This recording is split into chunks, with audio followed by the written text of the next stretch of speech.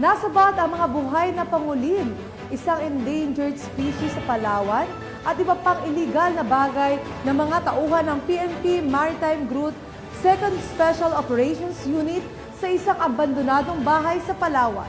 Tinutukan niya ni Patrolman Jobert Balana.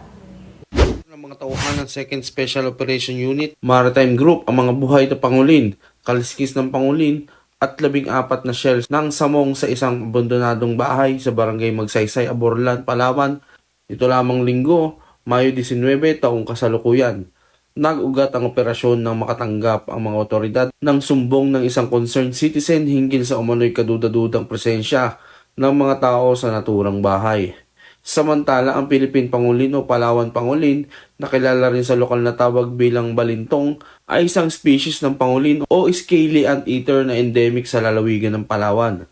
Sa ngayon ay nasa kustodiya na ng NARA Maritime Law Enforcement Team ang narecover na pangolin at ang iba pang mga kontrabando. Habang patuloy naman ang investigasyon ng mga otoridad para matukoy ang pagkakakilanlan ng suspect o mga suspect at mapanagot sa paglabag sa Wildlife Conservation and Protection Act of 2001. Mula dito sa Calapan City, Oriental, Mindoro, ako po ang inyong PNN correspondent, Patrolman Jobert Balana, alagad ng batas, taga-taguyod ng Balitang Pulis. Maraming salamat, Patrolman Balana.